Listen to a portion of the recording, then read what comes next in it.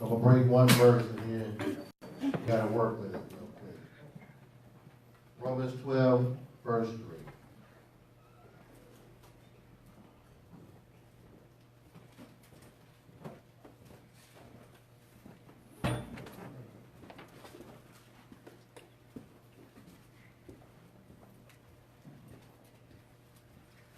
If you have to say amen. Amen. Romans 12 and 3 it says, "For I say, through the grace given unto me, to every man that is among you, not to think of himself more highly than he ought to think, but to think soberly according as God has dealt to every man the measure of faith." That's pretty much going to be my title. It's pretty much going to be the whole teaching here. The measure of faith. Now, the measure of faith is a twofold thing because the measure of faith is actually universal. The measure of faith is dealing with sinner and is dealing with the saints. Because, sinners do have a faith. But the measure that we have to talk about is the metron, or what we call in Cleveland, metron. But it's the metron. That's how it's really pronounced, metron. But the metron is the faith, is what you call a limitation or borderline. See, when you're dealing with the sinners, because I'm going to give you a proverb real quick.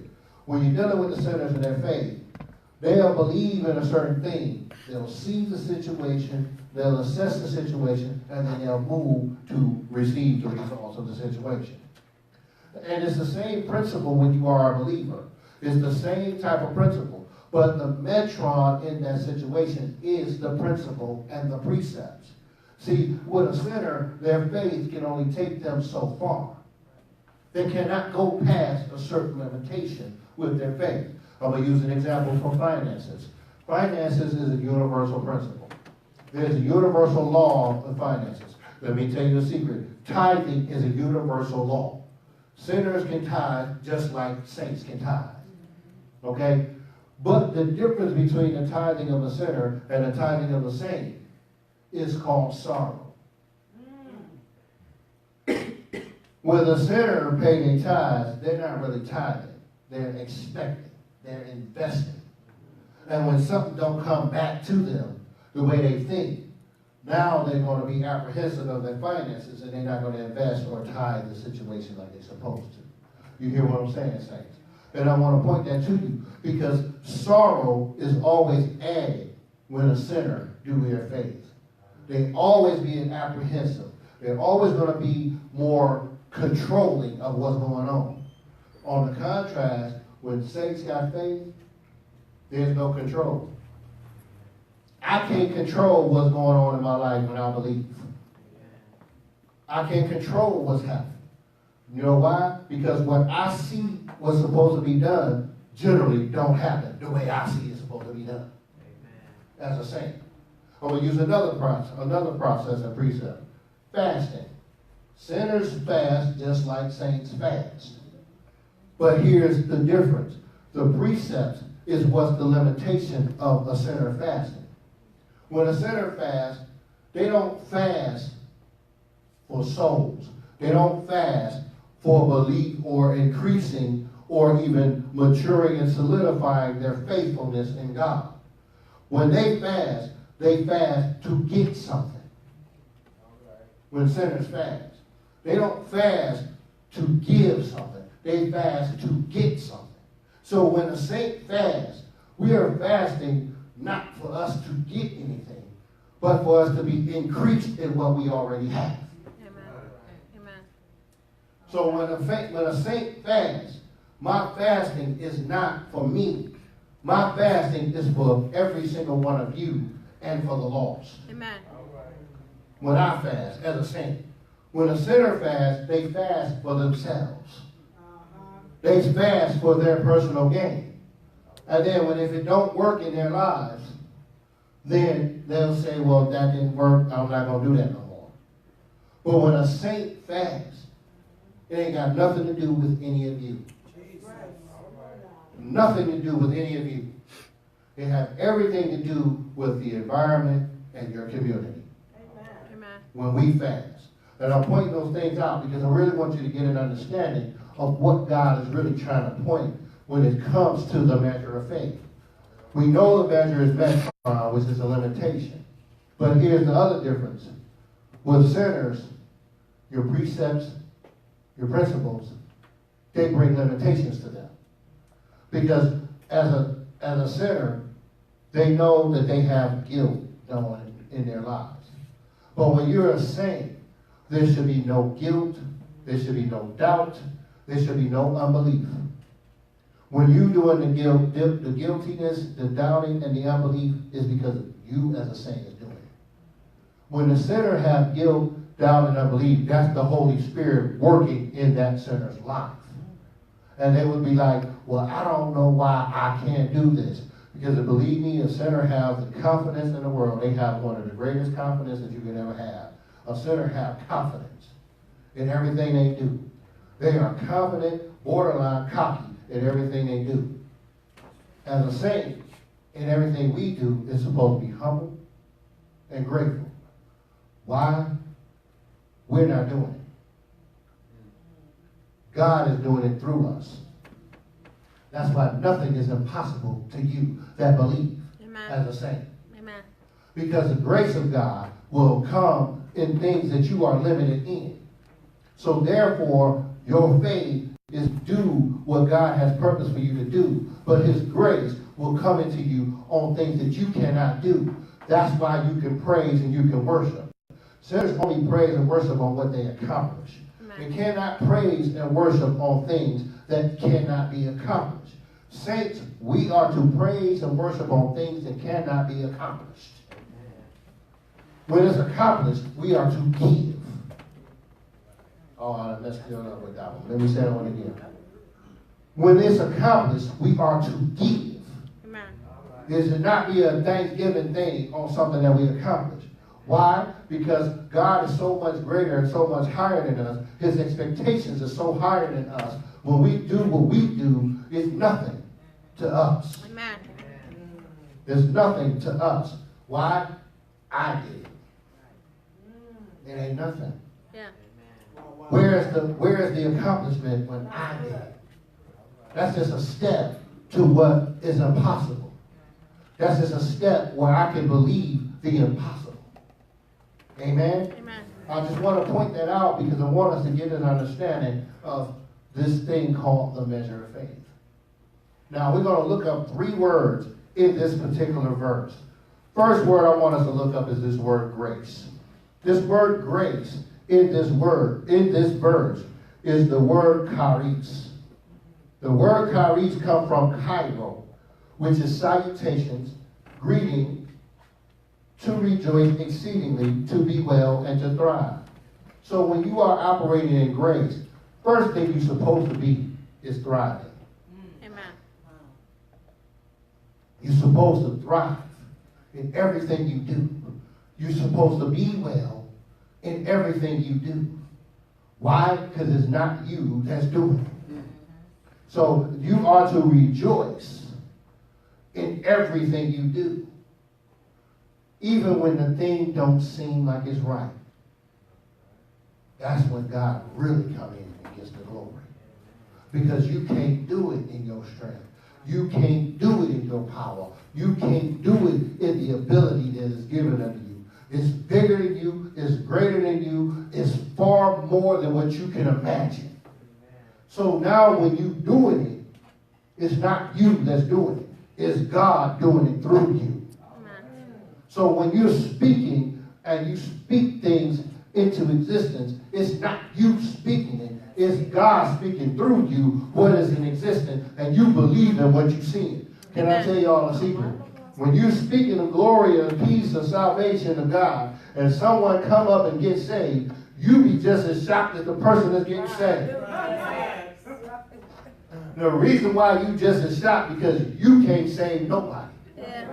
You can't do nothing. You're only limited in what you can do.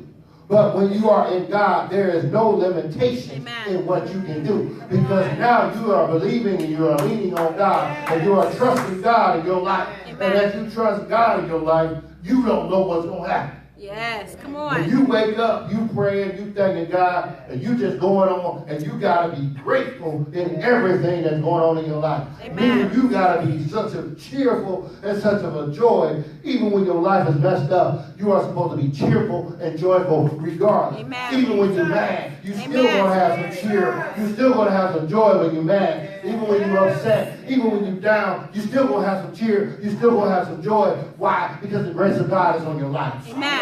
Thank you, Lord. Yes, Lord. And there's some things, can I be honest with you? Now, you ain't going to look like you're cheerful. You ain't going to look like you're joyful. Let's be real. There ain't going to be no stuck on Kool-Aid smile on your face. That's not going to happen. That's not going to happen. What I mean by cheerful and joyful is when you upset, everybody else see that you smile. You can be mad and everybody else laughing at you because you mad about a situation, but they look at it as it's being funny, or you're a comedian, but you're deadly serious about what you're saying. Yeah. But everybody else is laughing. Why? Because they see joy. They don't see you depressed. They don't see you down. They see strength in you. And then that strength caused them to be strengthened. And they're laughing and getting healed in front of your face while you mad. And the more upset you get, the more they laugh. So then you shut up. But the truth of the matter is you got to start being grateful when you see people rejoicing in your disappointment. Amen. Because sometimes people can be placing that disappointment on you, and then you are frustrated and you're disappointed, and they might be rejoicing that you're disappointed, but then the joy and the cheerfulness in your life, like, look, I'm going to work this thing out. I'm going to keep going until this thing get worked out. I'm going to keep on pressing until this thing get worked out, because I know my God is a healer, and he's a provider, and he's a deliverer. Amen. So I know what my God can do. I know what I can do, because I can do is limited, but my God do everything with no limitations. Amen. So I'm going to rejoice in the middle of that. And the thing about it is, this word here is this: that which affords joy. Grace. It affords joy. Amen. Affords joy. That means it is paid to you. That means it is given to you. No matter how frustrated you are. Because you got to remember, in the spirit realm, joy is strength. It's not happiness. That's right. That's right. Joy is strength, which calls you to be happy. Right. So you press it on in the joy, and then the thing ain't working out, then all of a sudden you start laughing in the situation. And then folks looking at you like you crazy, because they like, ain't nothing broke through. No, because you're joyful because God gave you the strength to press on this situation until the breakthrough comes. Amen. So you press in the situation, and now you're grateful because he's giving you the strength to keep going, to keep moving, because he knows that this is not the goal. You might have one thing accomplished, but that's not the goal. You might have two things accomplished, but that is not the goal. So you keep pressing, but yet you are grateful because he blessed you where you at, according to your faith. Amen? And then the thing is, he says, it's pleasure. Grace is pleasurable. It's like a marriage bed. It's like a honeymoon. Amen. It's all pleasurable. So when you're going and you upset, you mad and you upset, and people laughing, they're not laughing at you. They're laughing in disbelief, like, I can't believe that they upset, but yet they seem happy. They don't look happy, but they seem like they're happy. Can't believe this. And they're laughing because they can't believe what's going on in your life. And then you say stuff, and you being sincere, but it come out funny, and it cause people laugh. But you're mad, you're upset, you're disappointed. And you say something, and it might be off the wall, but yet it touched everybody in the room, and it caused everybody to laugh, and you the only one ain't laughing. Yeah. That's grace. Because you bestowed the grace on their lives. Ain't got nothing to do with you. It's got everything to do with them. But you're serious. You're upset. You're disappointed. And then you start thinking about it, and it'll make you laugh. I know my God is bigger than this. Yeah. Thank you, Lord. I know my God is greater than this. Thank you. So why am I going through this? Let me read on. Let me say this to you. Because it says, of the merciful kindness by which God exerting his holiness and mercy on the souls turns them to Christ, keeping them, increasing them in the Christian faith, and kindles them to exercise of Christian virtues, the token of proof or benefit and bounty, condition of the spiritual one, governed by the power of divine grace. In other words, you are gifted, blessed, and highly favored. Amen.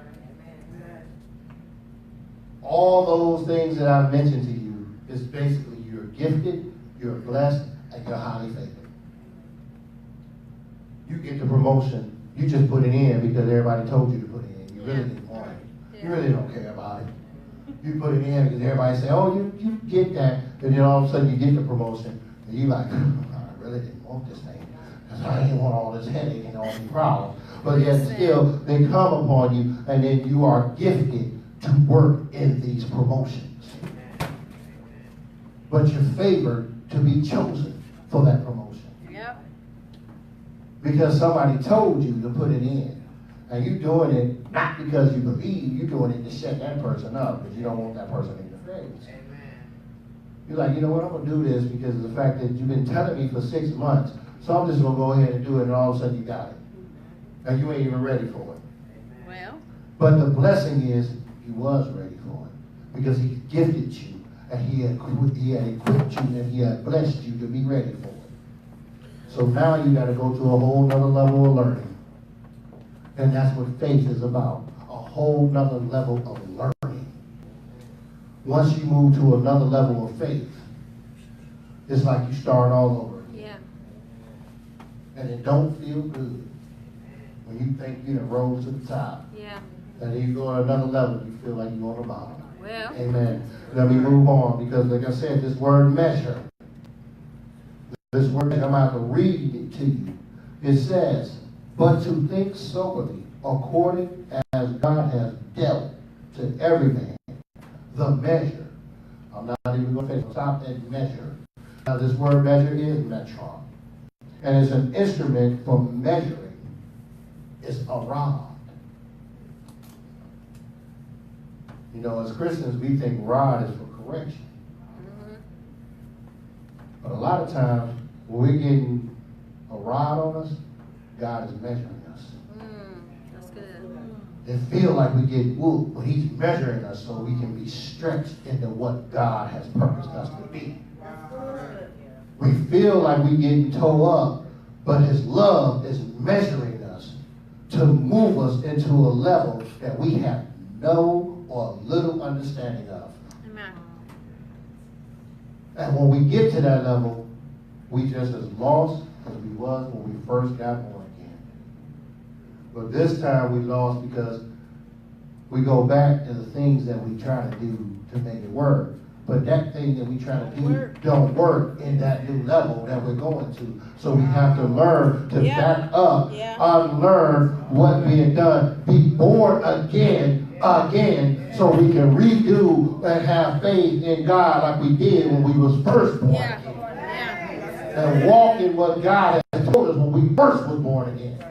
So when we walked in what God told us and when we was first born again, there was no fear, there was no doubt. People had to correct us on stuff because we do stuff off the wall, we do stuff all crazy, we do stuff loony, we do stuff that ain't have no purpose, we do stuff that didn't make no sense, but we did it. Why? Because God told us to do it, and we know that God can do it. But as we get mature in the things of God and have some knowledge in us, have a little bit of understanding in us, and a little bit of foundation in us, we start getting more fearful, and we start getting more doubtful because we don't understand what this new level God has taken us to, so we revert back to the knowledge that we had.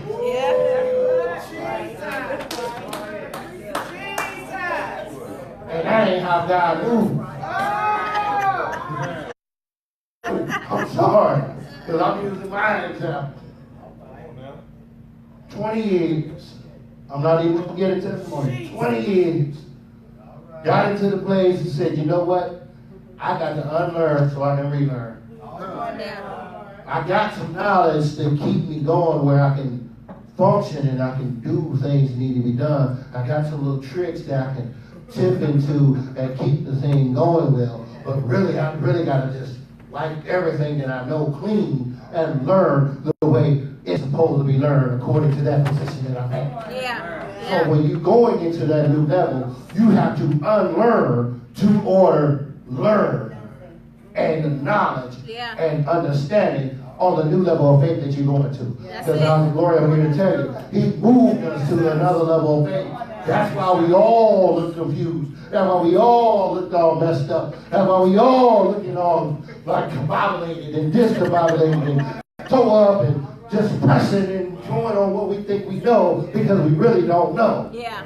It's true. Once we know, then our confidence level will come back in. Amen. Yes, Lord. And the ones that's there and they know they're equipping us and encouraging us and letting us make that little mistake so we can unlearn what we think we know. Yeah. Wow. So we can get the understanding of what we need to know to maintain the level that we're on.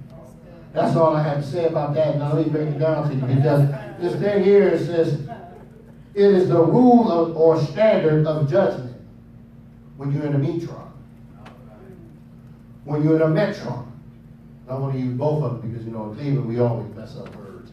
But it sounds real good when we mess it up. Okay? I just had to say it that way, Facebook friends.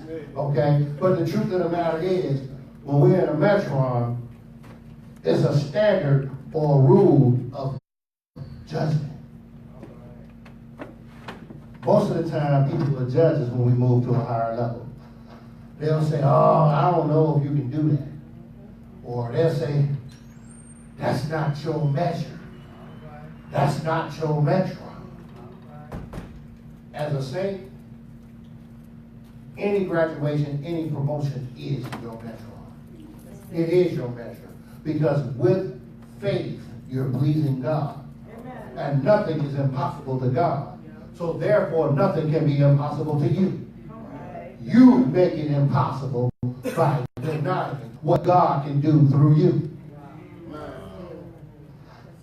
When you say that's not my measure, you judging yourself way worse and more harshly than other people will judge you. And then the first thing when a person do judge you, the first thing you say is, don't judge me. You can't judge me. I'm just repeating what you already said, partner. I'm just repeating it. That's it.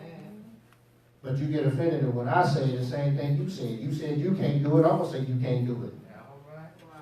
And then when that power of agreement comes, then you truly can't do it.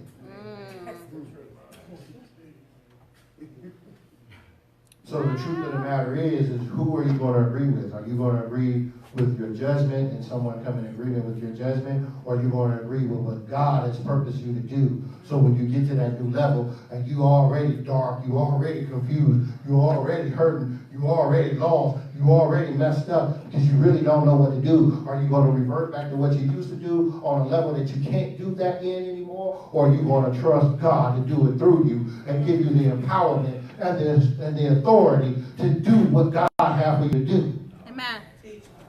That's the question that needs to be done. And then it says, determine, extent, a limit. So it's saying, I'm breaking it down to 3 different words. Determine. When we're operating in a metron, we are determined to prosper. Amen. We will try. Now, you know when it comes to the word, when it's a try, that means it's a test. Okay? Instead of us being tested, we're going to be the tester. We're going to test that thing, and then we're going to try to do it to this extent for what we know what the extent is, because we don't even know what the whole, we don't even know the beginning when we're on a level. So we're going to go back to our old extent to try to make that work, because we're on a new level. We're going to try to make what the old thing do work, and it's going to bring a limitation to us. Right. Oh, my God. Oh, Then we'll say, that's not my metron. Jesus. That's not my metron. That's good. That's not my measure. Yeah. That's Because we're trying to put an old wineskin bag And getting filled with new wine instead of finding the new wineskin in our life to allow the new wineskin to be filled, because we don't know what the new wineskin can do, but we know what that old wineskin can do. And then that limit come when that wine burst that old wineskin. So we say, well, that ain't mine. That ain't mine.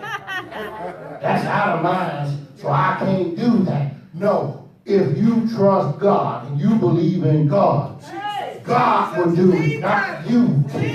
God will do it. You just got to press on what God has for you to do. Now, I'm going to tell you the truth. I know everybody talk about pressing in your blessing, pressing in your praise, pressing in your worship. If you ain't pressing while you're at home, you ain't going to press while you're here.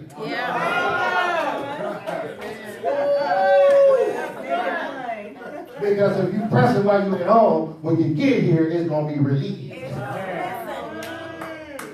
So while you pressing at home, worshiping, praying, giving things at home when everything's dark and everything's confused and everything's not right or don't seem right or don't act right or don't feel right, but you're pressing in God. When you get to the church, you're going to find out everybody pressing just like you. And now you haven't arrived, but you've gotten to a place where you can truly trust Him and truly thank Him in your life. Because He has taken you to another level. And another level that He has taken you to, you're not familiar with. You don't understand it. You can't understand it. But yet you're going to go back to what you're familiar with. It's not like a promotion when you're in the military. It's not like a promotion when you're on a job.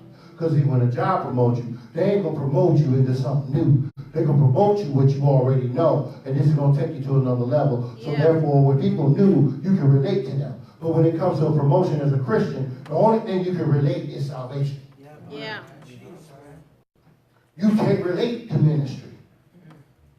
Because everybody's ministry is different. Even though it seems like it's the same. Can't nobody's ministry relate to another person's ministry. But what they can relate is the salvation. So when you're talking about a new promotion, then you got to go back to your first love. Yeah. And work the salvation out in your life. So when people can work the salvation with you, they ain't understanding what you're going through, but they understanding how God can move in your life. Amen? Yeah. I'm going to move on real quick and say this. It says the required measure. The do fit measure. The principles and the precepts of God is the requirement in every person's life. The principles and the precepts of God is the universal laws that mess with everybody. Saint, sinner alike. It doesn't make a difference. The difference between the saint and the sinner, when the saint is working in the principles and the precepts, they have confidence and they are convinced. In other words, convicted that God has done it in my life. God did it this past time, He's going to do it again. Yeah. Even though I don't know what He's going to do, but I know He's going to do it. Yeah. And I can't be concerned on how He do it. I just got to be concerned that He do it. And I got to be an open vessel and a receptacle vessel, brand new, ready to receive what God is going to do in my life as a believer. Now, as a sinner, it worked like that last time. But this is a whole different case. Yeah. And it ain't going to work like this time. That's because the principles and the precepts will bring limitations unto those that are lost. Wow. They only going to give them a certain limit in their lives. See, they're going to have faith. And they're going to work their faith. But the thing is, there's going to be limitations in their faith. Yeah. And as a believer, there is no limitations in your faith. Yeah. Amen. That's why you have to believe. Because when you have limitations in your works and limitations in what you do, now you got to trust Him to do it through you from here on out. Yeah. That's why laying on hands is such an important thing as a Christian. Amen. Because the truth of the matter is, as a sinner, I can lay hands on you, you'll feel good, but that don't mean you're healed. Yeah. But because as a Christian, and the confidence I have in God, when I lay hands, He's healing you, not me. Amen. I'm just a conductor of his healing. And I'm just a point of contact of his healing in someone else's life. So when a person get healed, when I lay hands and the person get healed, I'm rejoicing with the person. You know why? I don't know if they're going to get healed. I believe by faith that God is going to do it. And I'm going to be so convicted and so convinced that if they say they ain't getting healed, I'm going to do it again. I'm going to do it again. I'm going to do it again until God moves. Amen. And until we agree in what's going on. And then I'm going to discern and I'm going to ask God, what's really going on? Because you're taking me to a whole other level of faith, Father. So I have to trust you in this situation. So teach me what needs to be done. Okay? Now I'm going to move on. It says, the last thing, measure. As believers, we have to measure. How can I measure faith? There is no measure in faith.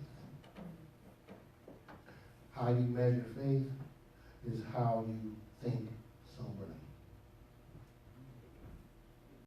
Like we was kids and we was babes in Christ. We did everything. Read the word, we go out there and do it, no matter how what's going on, we just get out there and do it. But the measure in our own lives is our sober thinking. Okay, it worked for me when I was a baby. Why is it not working for me now?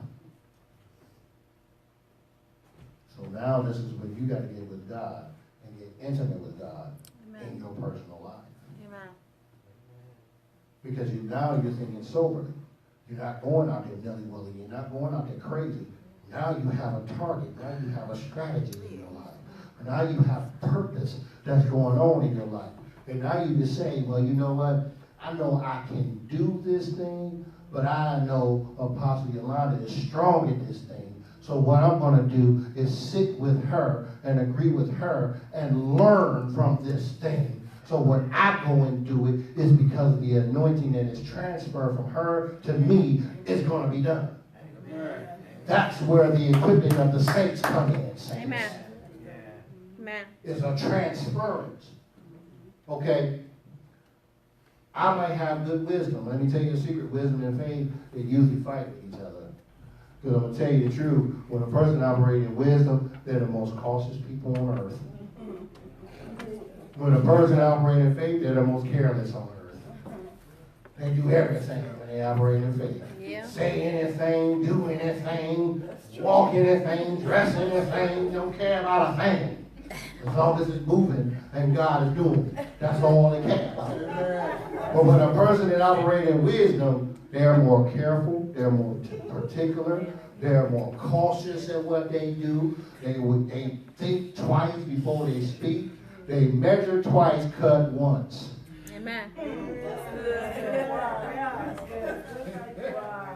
Measure twice, cut once. Make sure when they cut it, it's right. So when I speak to somebody, I think twice before I speak to you, because I don't want to destroy you. I really want to build you. Wow. So as we grow, wisdom starts coming in. And that's where the principles and the precepts come in. Because now what wisdom does is she pretty much help you to where you have a strategy and a purpose in your life. But we think it's a limitation. It's not a limitation. Because now it's taking what you already know to do. And you might do it to everybody. This time, you're going to discern and see that one person. All right. And that's the person you'll do it to. Then you'll see this other person has some other problem. And you do that other thing to that other person. You won't be doing the same thing to everybody. We'll make it look like you're crazy. Like prophesying. You can't just prophesy nilly-willy. Yeah. You have to be targeted when it comes to prophesying. And see, with sinners, they don't understand prophesying. They call it psychics. Yeah, they do. But the difference between psychics and prophesying is salvation. Yeah. Psychic ain't gonna get you saved. They gonna get your money. Right. True. Satan will get you saved. And then teach you how to give unto the Lord. So the Lord can bless you more highly and increase you greater. So that's what I'm saying. We have to learn how to use the principles and the precepts of God. So that means we have to discern what is a principle and what is a precept. So when we discern the principle and the precept, we can target better and have a better strategy in our personal lives. Now we're going to move on to this third thing here. This third word is faith. Yes.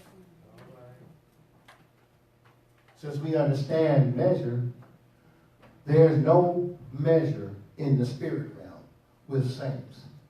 Your measure is only in the natural. And I'm going to break that down truthfully. As an apostle, when I go into another church, I have to discern what is the foundation of that church being laid. Amen. If I know that foundation is laid of Christ, then I don't need to be talking about Christ in his foundational purposes in that church. Now I can build from that foundation. Right. But I have to discern what that foundation is. If there's no order in the church, then I have to go and lay order into that church. But if there's order and there's structure in the church, then I don't need to lay order and structure. Now I can build. Right. I don't have to tear down now. I can actually build. But if I see there's no order or no structure, I have to tear down in order to build. That's the demonstration of an apostle and a prophet in your lives. So that's why when people see a prophet, they get scared. When they see an apostle, they don't talk too much. Because the prophet is only going to tell you what God is telling them. Yeah. The apostle is going to tell you what you are telling them. I'm going to say that one again. The prophet is going to tell you what God is telling them.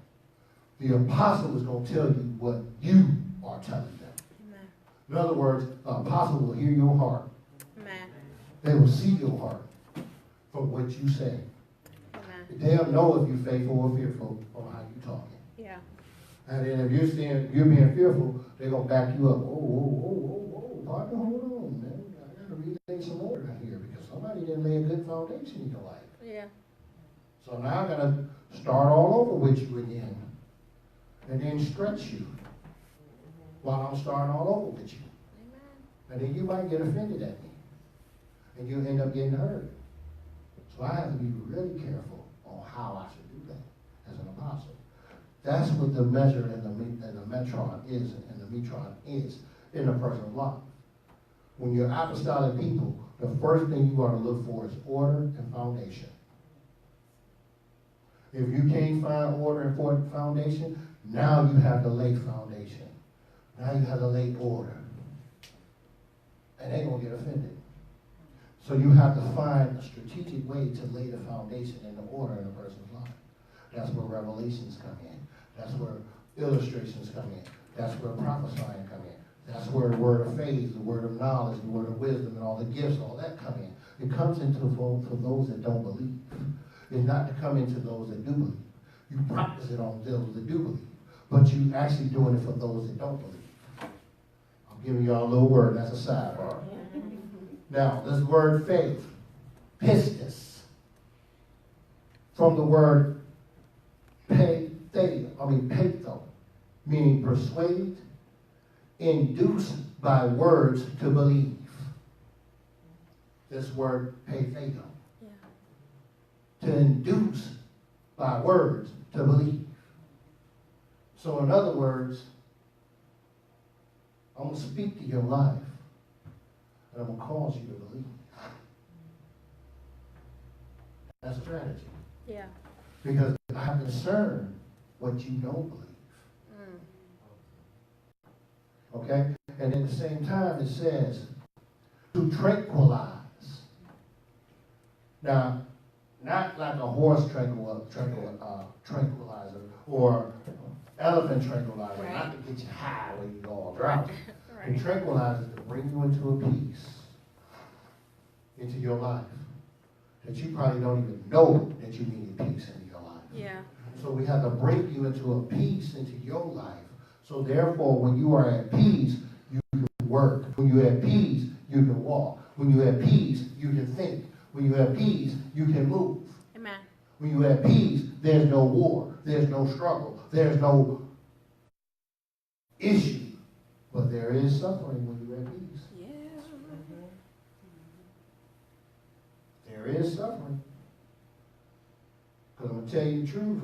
When you have peace, somebody going to come and arouse your peace and say something that's going to cause you to rethink what you already confident in. I'm going to leave that one alone. I'm going to leave that one alone. I'm going to go ahead and move on with that. It says, to trust, have confidence, to obey, yield to listen.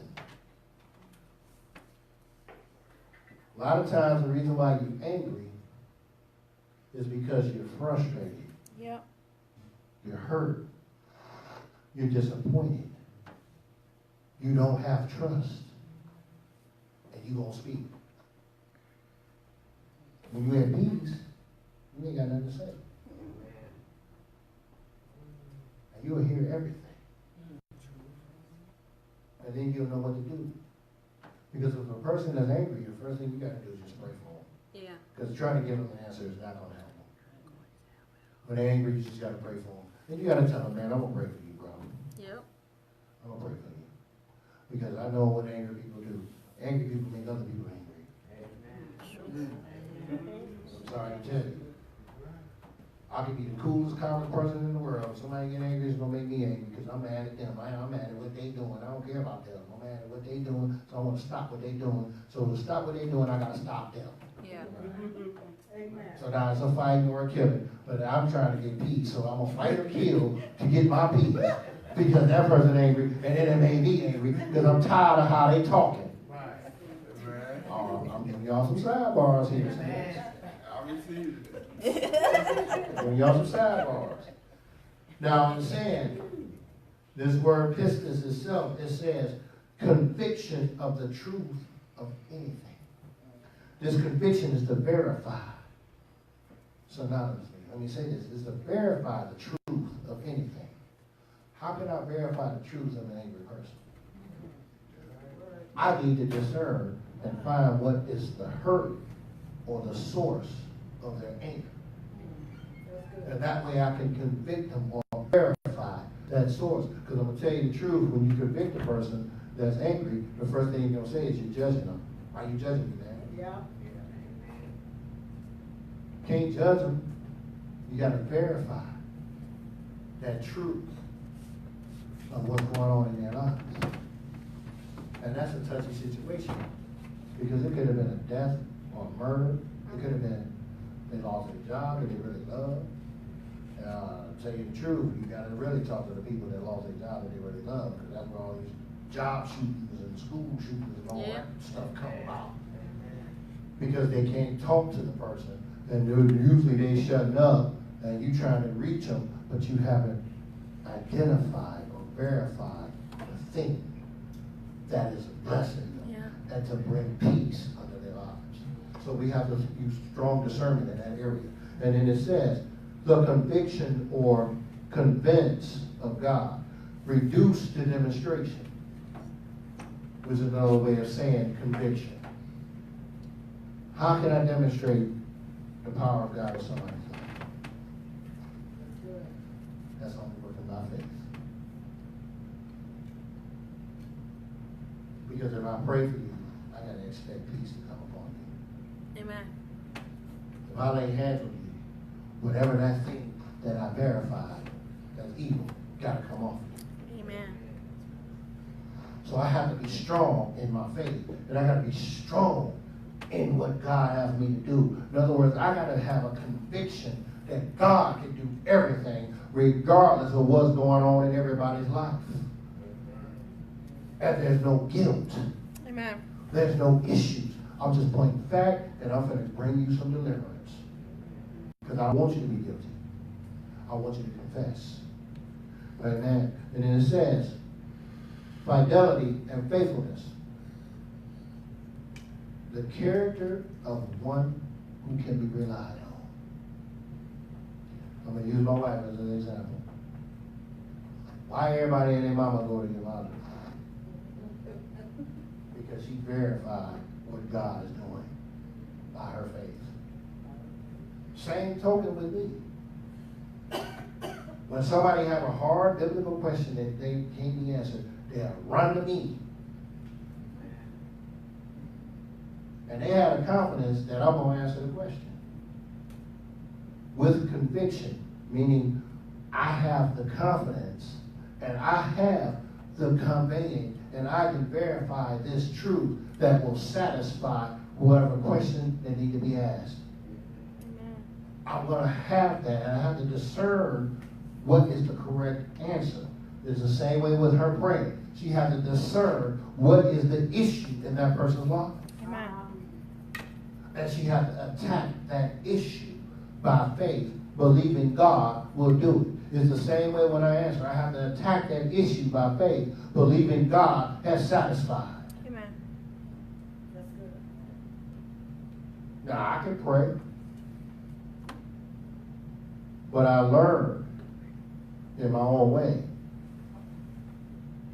People see what happened with hers. They haven't seen that with it. She can answer the same questions, but she learned people see when I answer and what happens. Mm-hmm. So your confidence is supposed to be among your leaders. And I'm going to say this to the church, to the people that are here and have other churches. The man and the woman of God of that house, the angel, the woman of the house, the angel and the man of the house are equally in answering what they can do. And you can go to each one for specific things in need, and they will be satisfying in your lives. Amen? Amen. So what I'm going to do is I'm going to stop. Facebook friends, we love you. We pray for you. We thank you. We receive you in the blessings that God has had. And may the grace of God increase your life. And may the measure of faith that is on you be endless and boundless. In Jesus' name.